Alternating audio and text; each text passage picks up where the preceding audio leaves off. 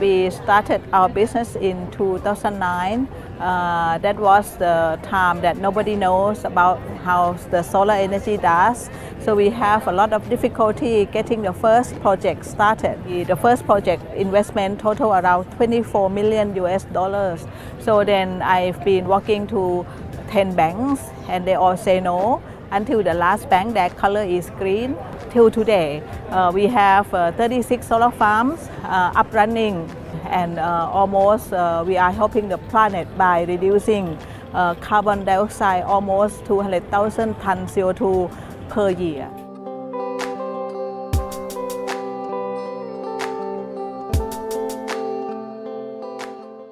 So now it's my honor to present Ms.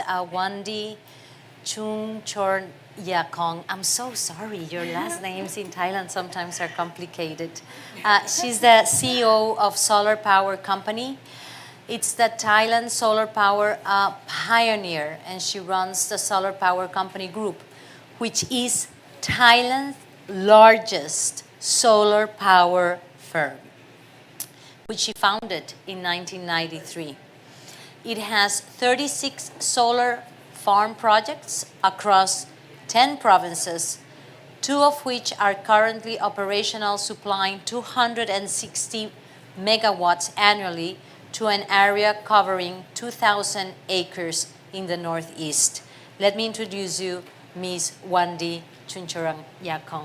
Thank you very much. Thank you very much, Lorena. May I hope it works from here. Okay, first, I would like to thank you for Momentum for Change for inviting me to be here to share with you some of our experience. And I believe that we all have the same dream and passion to make a better world for our next generation. So let me introduce about our country. So Thailand consists of 77 provinces, around 67 million people, and we are one of the most beautiful country in ASEAN. We have a beautiful beach, mountains, Phuket, Pattaya, things like that. So you are welcome to visit our country. So we need a lot of tourists to gearing up our economies. We have a total of 33,000 megawatts in energy consumption for the country. And so we have the energy that produce, we call EGAT, that their responsibility is to produce energy, and we have the rural electrification under PEA, and metropolitan electricity is under MBA. So then 70% of the energy that we produce, we are using natural gas. The reason that we have to catch up with the energy production to help lifting up the quality of life of the people, in the same time getting them out from the poverty. But also we are causing the world a lot of greenhouse gas emission. So that's the crisis that we are challenging in the country. And so we have a lot of peak times that we using our energy mainly in summer season, which is in April and May. So that's the hottest season in Thailand. We have 3 seasons in our country: hot, hotter, and hottest. So then you can enjoy, sunshine all year long. So then we are one of the most country in the world that we have a lot of sun all year long. So then this is our crisis time. And so in 2008, we are having only 2 megawatts of solar power. And when actually I stopped working in 2007, because I started work since 1980, so I think women should have some time for our own life. So then I come back to business again in 2009 because of the government announced for policy that buying solar energy from private sector with a very special rate. So then my passion is that I want to see my country produce energy from the sun, which is very clean, and I consider is the endless energy in this planet. So we should use more of the renewable energy instead of fossil fuels that we causing the world so much damage in terms of climate change. Government agree to implement renewable energy policy in 2012 and 2014. Now we have 3,000 megawatts of solar, which I will tell you the story how I can make it happen. So then for the our country running under what they call PDP, Power Development Plans. So we have to adjust the plan every 15 years, and this is the first time that government has put in the renewable energy plan into the master plan, so we can see clear number of renewable energy or alternative energy. About 25% of total energy consumption in 2020. Actually, today our Minister of Natural Resources be here today and announce declare of our country will join to reduce the CO2 7% to 20% in 2020. This is the first day. So then you will see more of the climate change activities in Thailand in the near future. So this is very important time that we have to promote more of the renewable energy in our country, and mainly from private sector, not from the government. And so with the renewable energy plan, we can see around 14,000 megawatts of solar, wind, biomass, biogas. But solar alone, they used to set up like 500 megawatts, but now they increase up to 3,000 megawatts because of our projects. So you can see that sunlight shining to Thailand more than other countries, maybe in that part of the world. So then when I first started the project, they call adder. Adder means adding amount into the base tariff, but now they change the policy to fit in tariff, so which is similar to many other countries in European or in America or in Japan. And so this is about the countries. So then I would like to share with you about the company. So actually, when I come back to business in 2007, when I stopped working in 2005 and back to business again in 2009, from PC to iPad is a big difference in terms of technology change. So I kindly adjust myself a lot into the technology. So we started a small company and apply the application to the government to get the license, what they call power purchase agreement. And I intend to get only one license, but they end up gave me 36 because no one want to submit any application to produce solar in Thailand. So I end up having 36 by accidentally. So then if we don't success in developing the first one, so we are not going to have number 36, right? So then any of the project developments you need two parts. One part is equity and another part is loan. So the project is around 7.5 megawatt installation every one of the project that we have. So investment at that time is around $24 million. So it's quite a huge money. So then I have some cash but not so much. So then I need to talk to the banks, and I walk to many banks, maybe all the major banks in Bangkok that we walk to, and they all say no, because they consider this is a green project, and no one ever start and implement this project before in our country. So then I walk to the last bank, and their color is green. So I said to them, if they don't lend me the money, so they have to go change the color.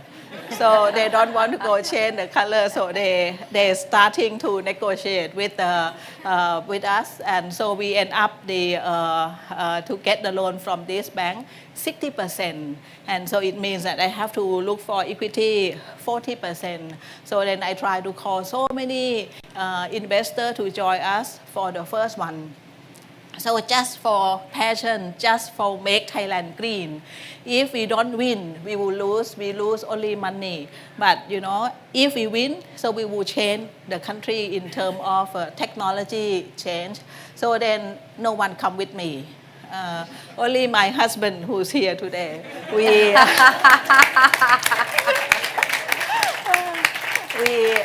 end up selling our house. We end up selling our land because to invest as the equity in the project of the 40%. And when we first developed the project, took us like 5 to 6 months. We can do COD, commercial operation date. It means that connecting our power to the grid, to PA on 21st April of 2010. I cannot remember our first day, but now I can remember our first day of COD because it's so important. Bank asked us to wait for 6 months to see whether the sun is shining enough to our solar farm. So then if we can earn enough money to pay for the bank, so then we can continue the second project, the third project till 36 project. And so we don't do anything in 2010. Every morning I will look at the sun. And after COD date, so I will look at the sun and make sure that we have enough sun to produce energy and to pay back for the bank, to the banks. So then 6 months passed, and the numbers, the amount of energy that we can produce is better than bank expectation, more than 30%. So then it's changed our life since then. So 5 years, I gained almost 10 kgs from working, to complete our 36 solar farms, and without IFC and World Bank in terms of CTF fund, Clean Technology Fund. This is condition of the banks that we have to get partners that from international, either ADB or World Bank. And I stopped working for 3 years, so I don't know anything about World Bank, about ADB. So I Googled, and I see the office of World Bank in Hong Kong.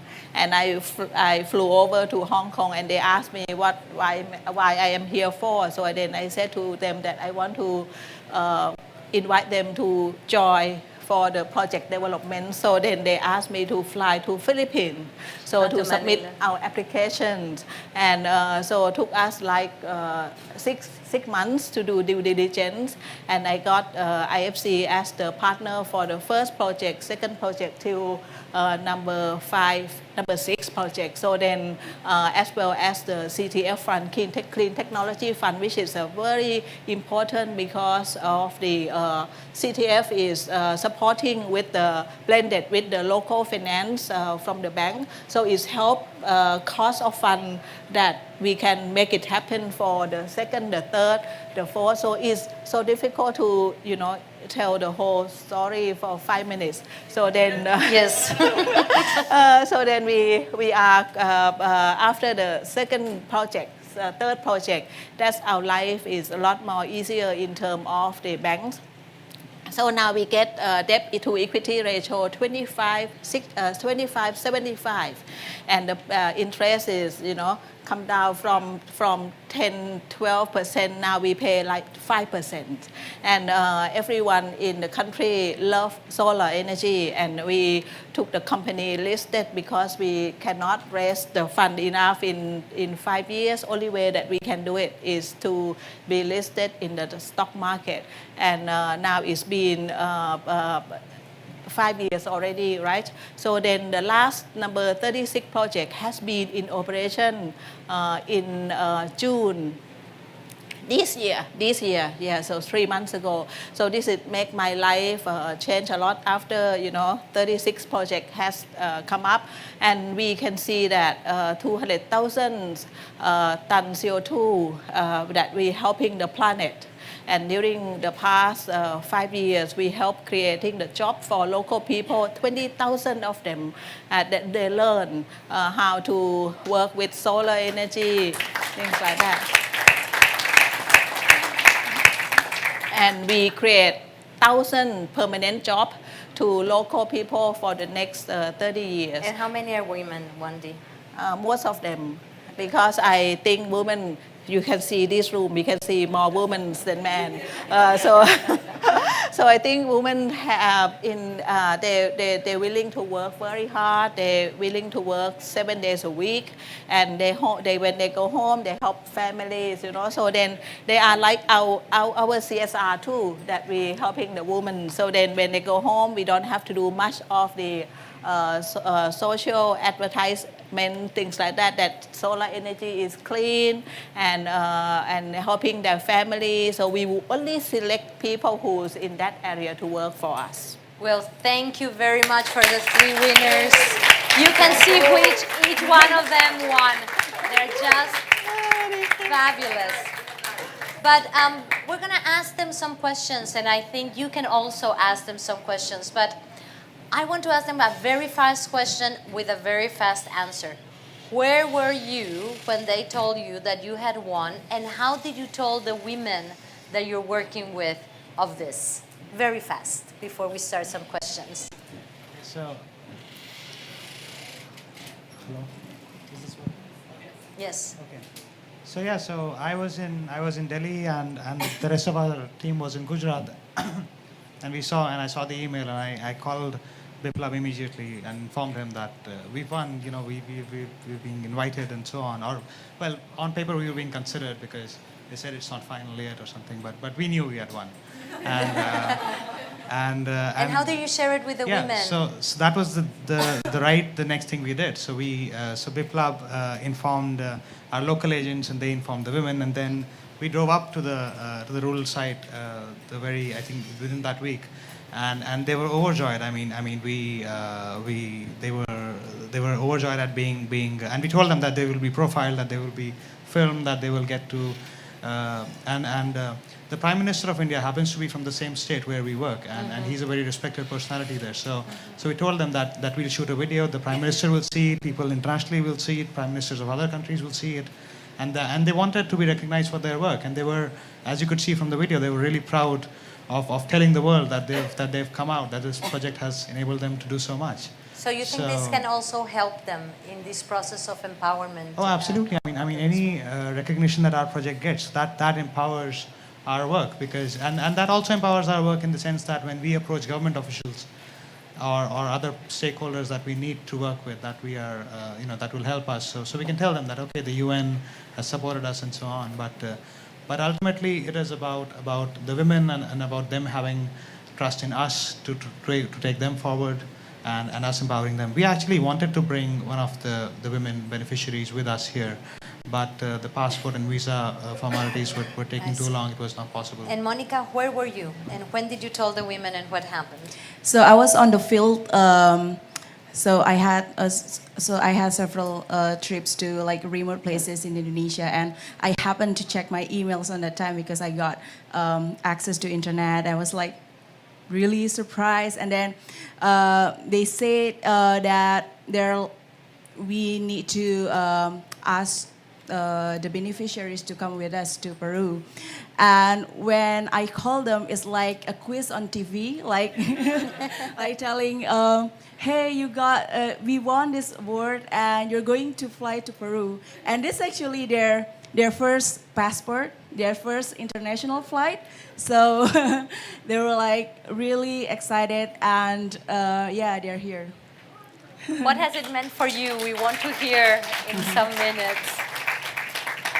And what about you, Wandi? Where were you? And what made you put it forward to this award? When I started business, and I said to my member of the family and our team, which is mainly women, that we have to deliver a better world for our next generation, not with our talks, but with our act, with our hands, and we can do it if we have, put our heart, our soul into it. So we can do anything we want to do as a woman. I will open the floor if you have any questions to any of the... Yes, please. And you please need to direct to whom you're making the question, please. Well, thank you so much. The award winners, really, you deserve a big applause, because to me, that is what we call empowering women. It goes down to the grassroots. Now, I have two questions. I actually like everything that you do, but first question, like in my area, I come from a place whereby in Uganda, it's so, when it is rainy season, it can be so floody. And when it is dry season, it can be really so, drought is so high. So I've heard about your presentation and I'm looking at whether such can be replicable and be done in such a community in my country. And then the beautiful lady. To Monica. Monica. I really appreciate that you're working with women. These women are the ones who work these solar panels, and they do a lot of work in terms of every household almost getting a solar panel, which is really great. But you've not given us how these solar panels are made and where these women are getting those solar panels from, and how we want to see a situation where you start cheaply, locally, but moving forward. Because I think your experience has been good. Hers is quite complicated if I'm like to go to Uganda and start. It's quite very expensive. I'm dreaming about 24,000 million. But I'm like, I can do it, but how do I start small but grow big? Thank you. Thank you. We're going to take a couple of questions. Let's be very precise in our questions so that we can hear our winners. So somebody else wants to make a question? Yes, the gentleman in the back. We'll have some microphones. So we're going to take these two questions and then we can go. Yeah, my question is to the only gentleman sitting on the floor. First of all, congratulations to all of you. My question to you is like, the model you have said, that is, the project itself is Bhungru, right? So what is the parameter of, like how many Bhungrus for 1 acre land? How do you do that? What is the mechanism or method to do that? So Sherry, Monica, and Wandi, you want to start, Sherry, with answering some of the questions? Yeah, sure. So I'll answer the lady from Uganda first. So you mentioned that in your village and in your region in Uganda you face similar issues of flash floods and of dry seasons. And yeah, I mean we would absolutely love to expand to Uganda. In fact, right now, as I mentioned, we are in the process of expanding to Africa. We are talking to Ghana. We are talking to 5 countries right now, and we are talking to some local partners. We are just trying to get the funding in. So a few funders, a few international organizations have shown interest. We can't name them at this stage. I don't think we should name them. But yeah, we would love to, and that's why we are here. We are here to meet people from across the world who can adopt our solutions or who have something that we can use in India. So we should definitely meet up. We should definitely talk, and you should also meet our team, and maybe we can express. You can discuss some And synergies. precisely that is Yeah. the lighthouse activity. This is to bring light to others and to share and to showcase that these new initiatives can be done. And I will encourage all of you to talk to these women, to talk to other women, winners of Momentum for Change that are here with us today as well, to establish and that replicability to make it happen. Monica. Thank you for the question. So when Copernic was first set up, we believe that this simple technology, simple products exist in the world, but then they don't reach people who really need it. So Copernic here exists as a bridge. So we collect technologies that appropriate to people in the villages, in the remote places that we work, and then we sorted out. Some of the technologies are made locally in Indonesia, like the affordable water filters and also the fuel efficient cook stove. But for the solar light, we're still getting it from outside Indonesia, but we have a distributor in the country because it makes us easier to, if there's anything with the technical problems, there's still people in Indonesia that can support us. And these women, so we work with Indonesian women entrepreneurs, kiosk owners, those who want to start a new business. So we train them with the business skills like sales and marketing and also environmental knowledge. And after they're ready to go out and sell this technology, so we're not giving it for free because we believe that those people in the villages, they actually have a purchasing power. Because they can buy kerosene to light up their kerosene lamp, and they can buy kerosene to light up their kerosene stove, and all those kind of things. So instead of burn the money by buying kerosene, now they can change it to solar light. They can save the small money, and then they can pay it in installment to these women entrepreneurs, and after it's fully paid, then they can get the technologies. So that's how it works. Thank you, Wandi. I'm sorry, Monica. Wandi, this what our colleague expressed, this fear of not being able to dream something that big.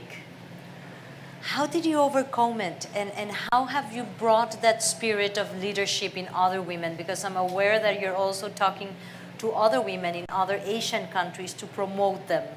Because that fear, like it's too big for a woman to do. The risk, that is something that we usually, that the leadership, or just to, how you went and how did you overcome, and what will be your advice if we want to engage in something of that level? Because it's women leadership also at a completely different level. Yeah, actually, it took me quite a few months before I can, overcome my own fear feelings. But if you stay with fear, then you will never go any place. You will never reach any of your achievement. You just have to believe that you can do it.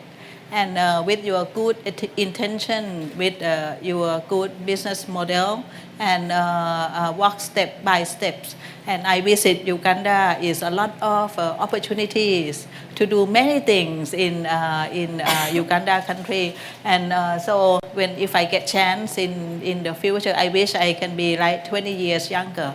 I will go all over the world. So since you are there, so then you should use this opportunity to make things happen. So much, things to do in not just in Africa at the moment, because you are coming up, and it's a chance for you to just have to believe in yourself and then study anything carefully, move carefully, and go forward. Now we have some of the women, Monica, that came with you, that you said this is for the first time that they got a passport. Do you mind if we ask you, how does this has changed your lives and empower you? The process that Monica was telling. Can they translate? Ya, so Ibu Bolen, jadi ditanyakan bagaimana proses teknologi proses aktivitas ini bisa mengubah hidup Kak Bolen. Oke, terima kasih atas kesempatan yang diberikan. Bisa Thank you for the opportunity. bisa menambah ekonomi keluarga saya. Dari hasil penjualan saya bisa menyekolahkan, membantu pendidikan ponakan dan bisa menambah ekonomi keluarga. Yeah. So she said the first benefit will be the economic benefit. So she has paid for her nephew education, which is now he has been graduated as a nurse, and so she saved the income from selling technologies to sending her nephew to go to school, and then to also to fulfill the everyday expenses too. Thank you very much. Terima kasih. We have some minutes for a couple of other questions. Yes, we have the lady in orange here. And then the gentleman, please.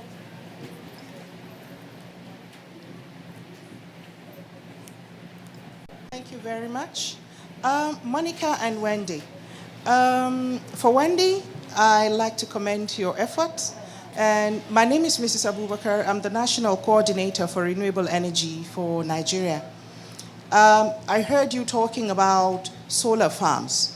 And in situations where you have communities that are off-grid, you're talking about grid-connected solar farms that are in megawatts.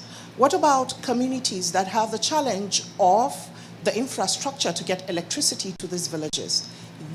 Villages in clusters, small businesses, small farming communities, women that are farming vegetables, they need solar dryers, they need solar lanterns. Have you considered some kind of solar home systems that can help women graduate from fossil fuels, like in my country where they use diesel generators or solar or kerosene lanterns? Have you considered that? Are you manufacturing them? Are you training women to also be assemblers? We have a self-help organization in Nigeria called RUES. We've registered women, about 2 million women from March last year up till today. And these women are hungry to move into clean energy. Solar, they are selling solar lanterns and cook stoves.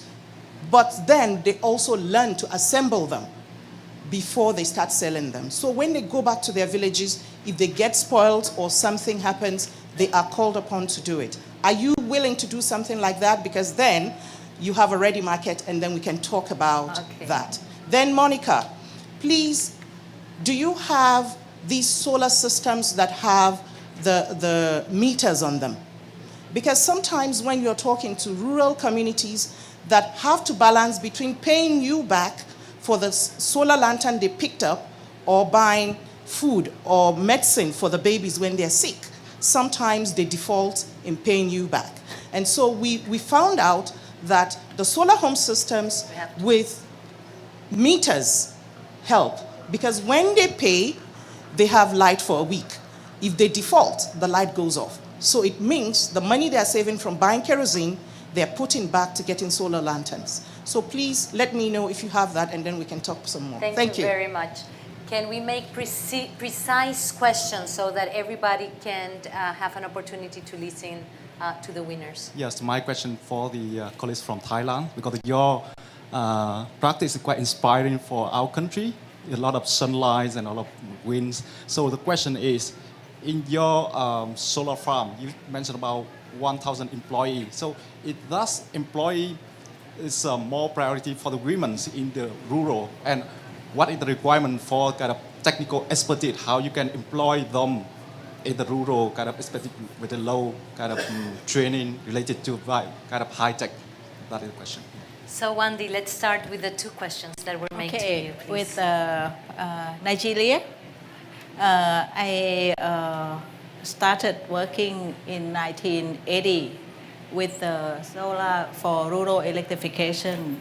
So I learned a lot to work with people who has no light and nothing in, no energy. They're using kerosene or diesel generator. So I used to do 200,000 solar homes for our own country. Consists of one solar module, one small batteries, one inverter, and some small television, things like that. And that's very good for people who's in the rural electrification off-grid application. So I'm willing to cooperate with you in terms of helping certain area. Maybe some of the I will try to get in touch with our government to do something together with Nigeria in terms of aid, maybe to start with. And for the business, we can have some table outside to sign and start business as soon as possible. And for Vietnam, I think you have a lot of opportunities. Only when the government decide to go for commit themselves in renewable energy act plan or country level policy, then you can easily do it any place on the roof or on the ground. For our thousands employments, mostly are women. We have to have men, some farms to carry inverters, because inverter is like 35 kilograms. So then so difficult for men to do it. So then mainly we monitor numbers of the energy we produce and everything through computer. SCADA system, things like that. So we will monitor every solar module in the morning before the sunrise. We have work hours from sunrise to sunset. We don't call 7 to 6 or 6 to 6 because in the summer season, sunrise 5:30 in the morning. So then we will set time for our employment, sunrise to sunset. So that's the policy of the time attendance. And